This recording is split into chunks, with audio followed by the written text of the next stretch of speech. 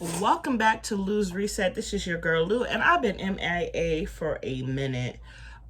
Soul searching, working on my career, doing a whole bunch of stuff around my house, vacationing, just living life. And be 100% honest, I had lost my what I wanted to do with my channel. I said I was going to do my hair growth and my weight loss and all of that, and I was sharing my makeup content and panning and everything. Then life got to kicking my ass. Like, if you're not grown and you don't like cuss words, like, please, this probably ain't for you. But life started kicking my motherfucking ass. It did. And I'm a cusser, so if you're offended, this may not be the video for you. Again, I'm going to say it one more time. This might not be the video for you, so exit out. So life got to kicking my ass. Like, my youngest daughter moved out. Me and Ricky have been going on vacation, and we learned that we really love each other and everything, because it's just been the two of us. The dogs have learned all kinds of new tricks and everything. And today is the day I decided to take my hair down. Like, I had 2 French braids. Ricky's uncle was nice enough to put my hair in 2 French braids. And I had not realized how much my hair had grown out until today. And I was like, oh, I'm just going to take it down and put it in a ponytail for tomorrow for work. And then after tomorrow, I'll wash it and blow dry it and pin it up. First off, please tell me why the hell I only have this as a hair tie. Who in the hell told me that this was a good idea with all of this moss? This is moss. It just grows everywhere. Who told me that was a good idea? Number one. Number two, like, all I got is some gel, some grease, and some end sealer. That's it. That's all. I don't have nothing. I have some little rubber bands.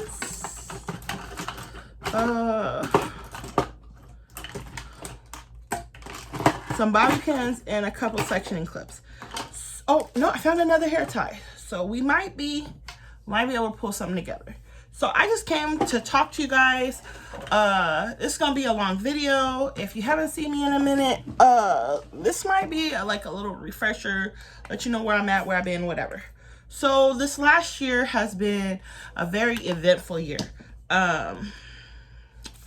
So a year ago, this month, I started a new job last April. So it's been a year, April, that I started a new job. A year ago, July, my new job took on a new life. Like, I actually started having people to work with. Like, the place I work for, the owner was nice enough to bring staff from another state to even help keep the place I was working at staffed. So that was really nice of him, because he didn't have to do that. And I'm telling you, like, this job is 1,000 times better. If you don't know, it's just 1,000 times better. So, in all of that being said, so I just basically decided, oh, okay, I'm gonna get a new job, I'm gonna start a new life, I'm gonna do all these things in the last year. So then, okay, that's not gonna work. So then I decided, okay, I'm gonna try to still do my YouTube, TikTok videos. Number one, I have realized that Arizona is way too hot for anybody going through menopause. If you are going through menopause and you live in Arizona, I am so freaking sorry. I'm sorry for everybody who knows you. I'm sorry, because hot flashes, they're real. It will make you quit a job. It will make you cut somebody out. It will make you, it makes you. So that's one part. That's what's really been going on with me, why I'm MIA. I cannot wear a full face of makeup anymore because I'm really sweaty.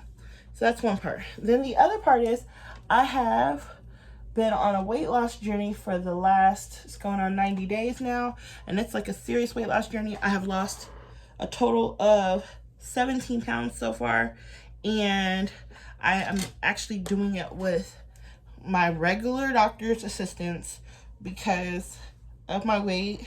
You know, they don't, even with my lab tests, you know, like, my labs are not bad, none of that, but they say because of your weight, you're pre-diabetic. I don't know who came up with that idea. Like, everybody has to be the same size. But anywho, moving on. So I started taking Truvania. I'll come up with I'll show you guys and come into the video and show you guys what I'm taking. And actually, Wednesday this day I'm taking it, so I will be sharing with you guys, you know, me getting my shot and all that other stuff, because Ricky actually gives me my shot, because I'm not one. I can give anybody else a shot, but taking my own shot I'm not good at, so Ricky does it for me. So yeah, there that goes. So then I do that. Ricky helps me with it, and then that's how I've been losing, like helping me lose weight. Honestly, it's like that Ozempic or Nujara or whatever everybody else is taking. I'll be honest with you, it does work.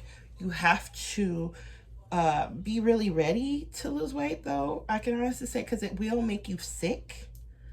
Like, it will make you sick to your stomach if you overeat, if you are not, if you eat too much sugar or whatever, because you could taste the sugar in every single thing. Like, I think after that, like when I first started taking it, I had a piece of bread and I could taste the sugar in the bread. And I'm sorry I got you guys at a really bad angle and or whatever, but I didn't take out my regular stand, so you guys are just where you guys are. So boom, did that. It's working. Feel like I'm doing pretty good with it. Definitely can say that this is 2 small black rubber bands.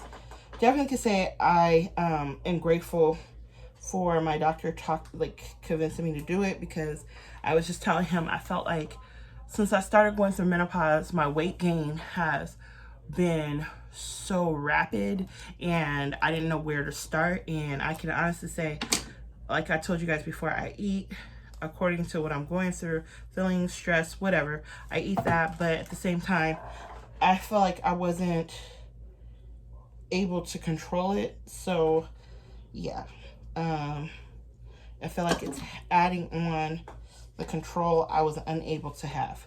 So that's where I've been as far as my weight loss. Then as far as my hair, I had my hair in some faux locks for 3 months. Yes, I said 3 months. I had got some faux butterfly locks, did some big plaits and wrapped it, and I found another video here on YouTube. It was a really good video, and I just followed her method, and it worked out really good for me. So definitely will be doing it again. I feel like I got a lot of length retention during that time. I am due for a trim currently. Ricky's uncle is a hairdresser, and so he has been doing my trims or anything I need, because I work in a place where I could have one of my coworkers do it. However, we're really busy most of the time, so there's not really a lot of downtime to be getting your hair done. And so what I've been doing is just letting Ricky's uncle do it for me, and we exchange hair favors. Like, he'll do my hair and I'll do his hair, and that's just how we go. Then the next thing that's been going on with me is I feel I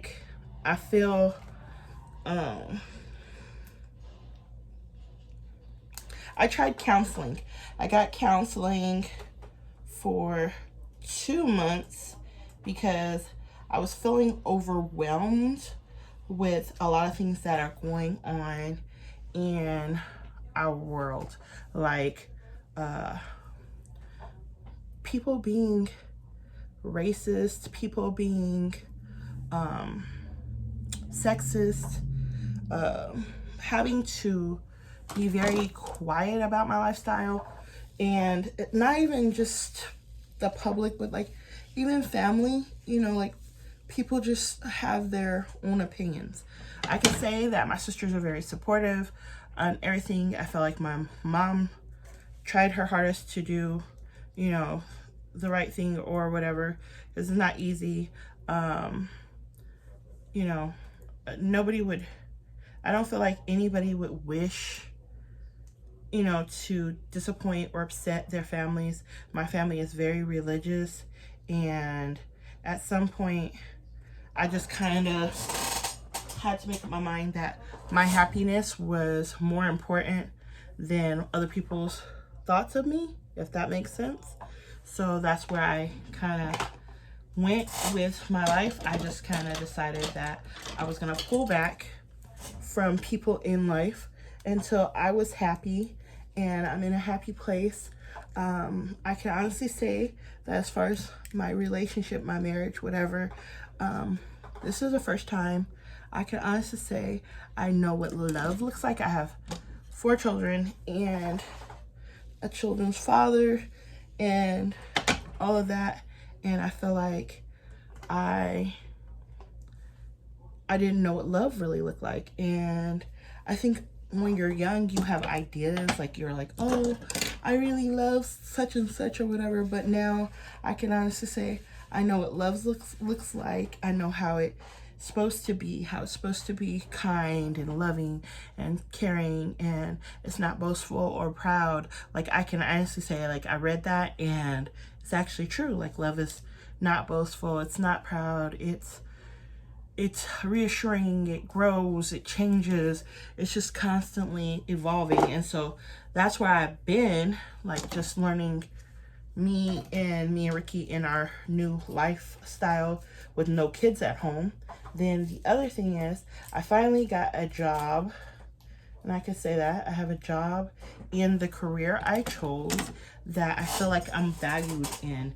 And I have to ask because I don't know how it works with the new company I work for, so I'm not trying to be rude, but I can't really, I'm not giving names or anything and being very vague because I don't want to, like, reflect horribly on somebody else. And, you know, sometimes I cuss and sometimes I don't, so, you know, I don't want to be a bad reflection on that company. But I feel like I'm finally in a place where I don't have to be afraid of getting fired because of my sexual orientation. I don't have to be afraid of being fired or discriminated against because of the color of my skin, because my last job, I did have both of those situations, and it was really hard. And let me finish doing my hair. Quick story time while we're doing this. When Ricky and I first got married, I worked for Regis, and I no longer work for them, and so now I can just tell my truth, and it is what it is. I worked for Regis, and I was at a store called Smart Styles. Those are the salons inside Walmart. So I was at Smart Styles. I was a manager at Smart Styles, and had been there for a couple of years before me and Ricky had even at the same store. For a couple of years before Ricky and I even met. So that's the context of the job. So I told them I couldn't be a manager because my youngest daughter is high functioning, but she has autism. And she had just got diagnosed, and I was just trying to be a better mother at the moment. So I needed to step down. And so they started scouring, getting managers from different places. We had several different people who were supposed to be managers within, let's say, a 4-month period. We went through 6 managers in 4 months, and I ended up being the person in charge in the interim until they found somebody. Well, then they had a young lady come out from the Midwest, and I'm not even going to say her name because it doesn't matter her name, but it just matters what she did. So she basically was telling customers about my sexual orientation. And because of her doing that, and it didn't work, so then she concocted this story, like, basically I was allowing somebody to do hair in the salon the night before I got married. We would have people come in and get their kids' hair braided or whatever. So technically, the night before I got married, I did all 3 of my daughter's hair at my job, but we were closed. I never argued the point. It was mute. It didn't really matter because at the time I was getting married, and Ricky was able to financially support us. So I basically was not even really worried about the job. Like, we had a quick little discussion about like how we're gonna pay the bills or whatever.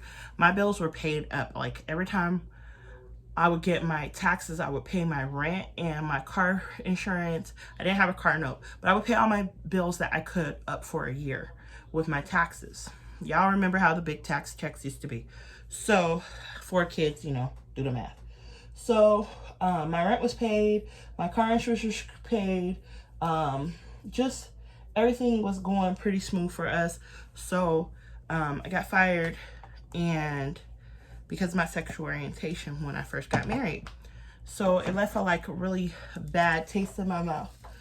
Fast forward a year later, I had got another job because I stayed home with my youngest daughter when she first got her diagnosis for a whole year. Like, I didn't work. I did hair on the side if I needed something, but I didn't work. I was just on unemployment, and I would just sit at home because I could, and I would take my daughter to school. I would go to her counseling. I would take her to her therapies. I was doing everything I could to be a good mom at that moment because I felt like that's what I needed to do, and Ricky was able to support me in that, and so that's what we did. Then that same company, within a year later, I went and I started working at a private salon. Pre-warning, I feel like all salons that do commission, they're a ripoff. Don't do it. If you can avoid it, don't do it. If you can afford to do booth rent, or if you can afford to go somewhere and grow your clientele, do that. Don't do consignment work, because I feel like those companies that do that have kind of lessened the value of getting hair done, and it's the reason why a lot of people leave the beauty industry. Enough said. Went to work at this other place. The owner was a real pain in the tuchus.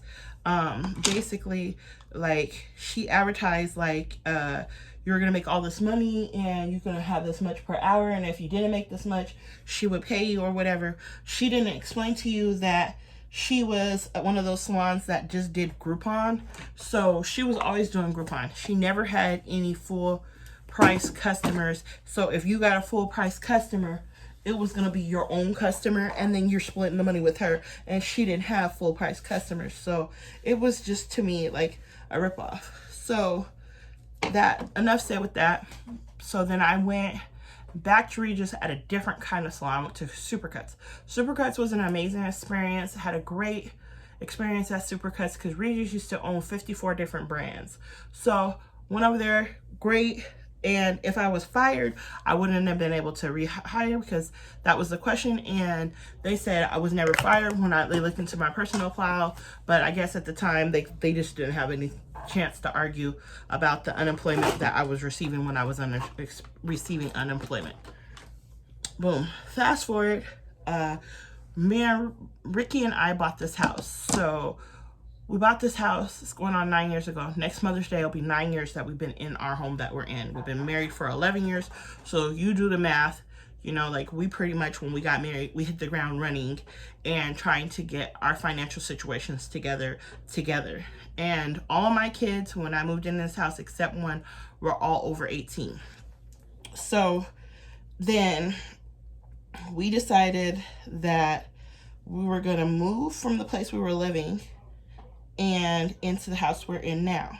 So we got this house, moved in here, and I switched salons again.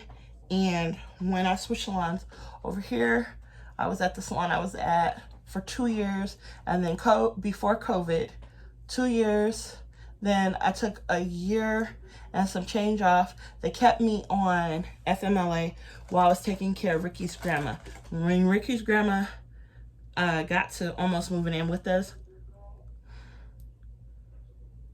then I took and went back part-time, because I felt like I was going to need a break and some kind of social life so that I could be prepared to not get overwhelmed taking care of grandma here at home. So that's what I did. I did that and came home. So I didn't do no baby hairs. I'm sorry. I'm just not into that. Yeah. Okay. So then, did that and worked for Regis. Well, before COVID, we knew we were gonna be being franchised out. That wasn't even an issue. I helped them close so many stores here. I went and packed up stores because we didn't have anybody in upper management here in Arizona for the brand I was with, and I was with Cost Cutters. So they didn't have upper management left here. It was just the store managers, somebody that was in New Mexico that was like a regional director, and then people here. Well, because all the store managers here that were with Cost Cutters, a good, I'll say 8% left and went to other, like they went just different places. And then 90% of the stores are closed. There's no longer that many Cost Cutters left. In fact, I think the Cost Cutters here in Phoenix is only one owner, or surrounding areas, and Yuma. It's just one old owner. So boom, no big deal. I stayed with that company for almost 2 years once they were sold to franchise. I can honestly say I loved working at Cost Cutters before they purchased them. I tried to make it work after they purchased them because I felt like that's where I was able to do everything I wanted to do, like color, permanents, relaxers, hair extensions, highlights. I just was able to do everything at that particular brand, and they paid hourly. So if I didn't make any, like if it was slow and I didn't have any clients on my book, fine, it would be fine because I still got paid. And if it was busy, then fine, I would make money. Okay, so a year ago, things started going kind of crazy with just like the way they were doing things, and I wasn't even really tripping off of it. I was trying to play it off and act like I didn't notice it because I was starting to have allergies, like really bad allergies, and I couldn't explain it to nobody like how bad my allergies were getting. And I didn't realize it was the allergies were because I was allergic to the chemicals. And I really couldn't even talk to the person who owned the salons about it because it just seemed like they were expecting something that they weren't getting, and they kind of, to me, sold the salons with a little bit of dishonesty from the corporate side. And I don't know the whole conversation from the corporate side with them, so I'm not going to speak on that. I'm just saying from like what I could see, like certain things that we were promised before they purchased salons, we didn't get to keep that, and they were making promises like out of somebody else's pocketbook. That's like how I like to say it. So boom, all that happened. Ricky found the job I'm at now. I don't even know how he found it, but he found it. He found me this job, and he applied, and then he told me to make a phone call. When he told me to make the phone call, I didn't know I was calling the owner of the salon for an interview. I thought I was calling because we always have a pest control company come out. If you live in Arizona, you know the bug situation here is usually pretty bad the warmer it gets. So you want to kind of keep your home sprayed. Even if you don't have any bugs, you just want to keep it sprayed. So I called, the owner told me could he call me back. And I was like, yeah, sure. But then I'm thinking to myself, like, why would I call a pest control company and they tell me they're going to call me back? And they didn't even ask me for my phone number. So then I talked to Ricky, and Ricky was like, no, that was XYZ job. And I was like, oh, okay. So then when he called me back, he offered me to come in for an interview. And he explained to me that he usually doesn't hire management from outside of his current employees. However, he was buying a store here and he didn't have any staff here. So, you know, growing a new store, and I already had management experience because I was already managing multiple locations and helping with like just all of the stuff. So get there, go on the interview, and I told him, I said, all I need is consistency, because that's my big thing. Is like, I just need people to be consistent. I can say one really good thing for the organization I'm working for now: they're very consistent, they're very honest, and it just works out really good for me. So that's where I've been as far as my job situation. Then my weight loss situation, like I said, I'm taking the shot. My hair, y'all see, is grown out. I'm just putting my hair in a ponytail tonight because I need to wash my hair. My hair is dirty. It's not filthy. I washed it almost 7 days ago. So it's, if you got ethnic hair, you know what I'm talking about. It's not dirty. It's just a little where it lived in. But yeah, so that's where I've been. Honestly, I'm gonna come back and start sharing content, especially now that I have to figure out what I'm gonna do about this hair, because I really am trying to grow my hair out. I really want my hair to get to bra strap length. That is my goal. I'm also trying to get down from currently, and I'm just gonna tell you guys, I gotta get on the scale in front of y'all. Let me see, my scale's in front of me.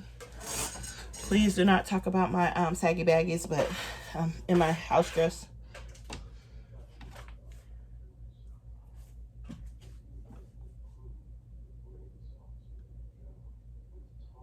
I am 314.5 pounds. Goal is to get down to 250 pounds. I know I can do this. My goal is to get the 14 pounds off and then start working out. Because I feel like I need to learn how to eat first and then try to start moving around better. So goal is 250. I will be sharing with you guys like monthly weigh-ins or whatever. So let this be month 1. We're in July 2023. Goal is to be in July 2024 down to 250 pounds. We'll see if we can get there, because every little bit helps. So if you have any questions or comments, please put them below, and I'll see you guys next time in Lose Reset.